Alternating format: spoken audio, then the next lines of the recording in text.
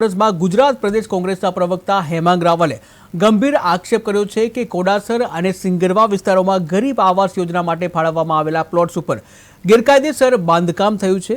હેમાંગ રાવલના જણાવ્યા અનુસાર આ બાંધકામમાં ભાજપના વરિષ્ઠ નેતાઓ અને સરકારી અધિકારીઓની સંડોવણી વિના શક્ય નથી।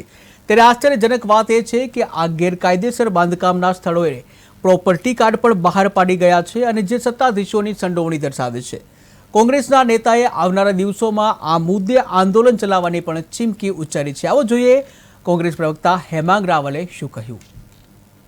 કોંગ્રેસના સક્રિય કાર્યકર, સમાજસેવક અને આણંદના પૂર્વ મ્યુનિસિપલ કાઉન્સિલર એવા શ્રી ઇકબાલભાઈ મલિકની જાહેરમાં કરપીણ હત્યા કરવામાં આવી છે અને તેઓ મોર્નિંગ વોકમાં જઈ રહ્યા હતા અને એમની આ રીતે તીક્ષ્ણ હથિયારોથી હત્યા કરી દેવામાં આવી છે। આ ખૂબ જ દુઃખદ બાબત છે।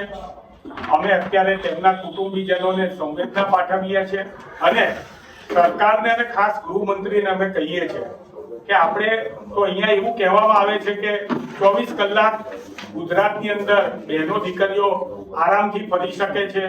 24 કલાક તમારે કોઈ પણ જાતની ચિંતા કરવાની નથી અને એક તરફ આવા એક અગ્રણી કાર્યકર જે મ્યુનિસિપલ કોર્પોરેટર હતા એમની જો આવી રીતે જાહેરની અંદર હત્યા કરી દેવામાં આવે તો કદાચ ગુજરાત જે છે એ ભૂતકાળમાં ગુજરાતની તુલના જે છે એક શાંતિપ્રિય રાજ્ય તરીકે જતી હતી।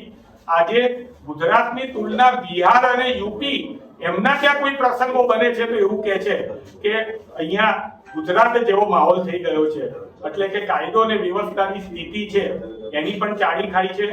અમે ગૃહમંત્રીશ્રીને વિનંતી કરીએ છીએ કે આ બાબતે તમે જેટલા જ એક્શન અલગ અલગ કામોમાં લો છો, જેટલા જ એક્શન કોંગ્રેસના કાર્યકર્તાની વિરુદ્ધમાં નાનકડા એવા કોઈ પણ સોશિયલ મીડિયાની પોસ્ટ ઉપર લો છો એનાથી વધારે એક્શન લઈ